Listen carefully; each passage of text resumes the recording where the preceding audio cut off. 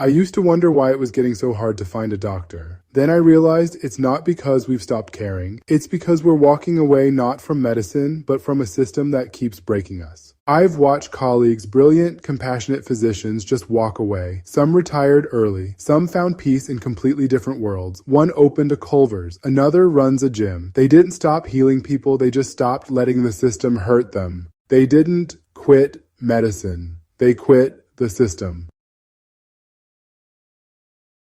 I was on the phone recently with a physician who told me I would rather die than see another patient. That hit me hard, because that used to be me. Burnout has a face. It looks like several of us. When I started out, I believed that if you just worked harder, the system would reward you. So I did. Private practice by day, ER at night, telemedicine and urgent care on weekends, 4 jobs, as a physician, and still, it never felt like enough. 4 jobs, 1 purpose, endless exhaustion. For African American doctors and foreign medical graduates, the weight is even heavier. We have to work twice as hard to prove we belong and still get paid the least. For many foreign medical graduates, barriers to recognition and advancement add to the struggle. It's not just burnout, it's moral injury. It's being drained of your purpose, one form, one denial, one 15-minute visit at a time. And for many of us, the endless maintenance of certification requirements add yet another layer of stress and paperwork, making it even harder to focus on our patients. The National Board of Physicians and Surgeons, or NBPAS, offers a less expensive alternative pathway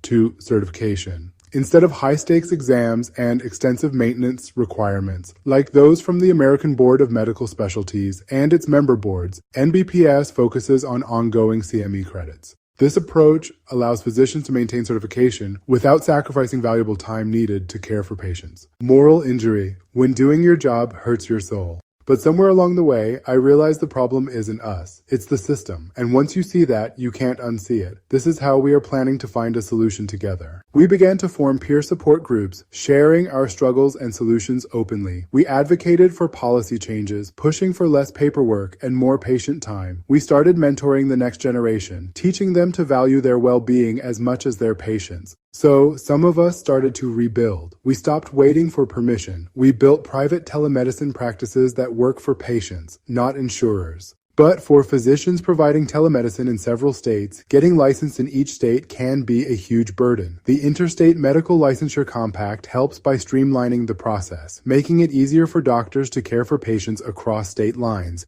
We started using AI not as a threat, but as a tool to give us back the time that bureaucracy stole. Rebuilding, not retreating. We created networks of independent practices, pooling resources to negotiate better contracts and share administrative burdens. We launched wellness programs offering counseling and stress management for healthcare workers. We embraced flexible work schedules, allowing doctors to balance life and medicine. AI can automate charting, billing, and all the things that never needed a human soul in the first place. It lets us focus again on listening, on caring, on being doctors. Let humans heal, let AI handle the rest. We invested in continuous learning, staying ahead with the latest medical advances and digital tools. We built patient-centered care models where technology supports, not replaces, the human touch. We encouraged open communication, making sure every voice in the care team is heard. Now, I see a new kind of physician, emerging entrepreneurs, educators, innovators, doctors who refuse to burn out quietly. We're creating physician-led cooperatives, AI-driven clinics, and communities that share knowledge instead of competing for scraps. A new kind of doctor is emerging. We fostered global collaborations, connecting with physicians worldwide to share best practices and innovations. We championed diversity and inclusion, ensuring every patient and provider feels valued. We celebrated small wins, knowing each step forward strengthens our movement. Medicine isn't dying, it's evolving, and maybe for the first time in a long time, it's evolving in our favor. We're not leaving medicine, we're rebuilding it together.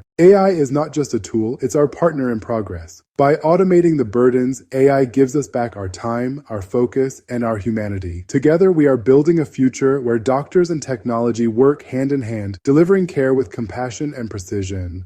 The future of medicine is bright, and with AI, we are ready to heal, innovate, and thrive. There is a light at the end of the tunnel. We became physicians because we love medicine and caring for our patients. We will overcome any obstacle that stands in the way of caring for those who need us.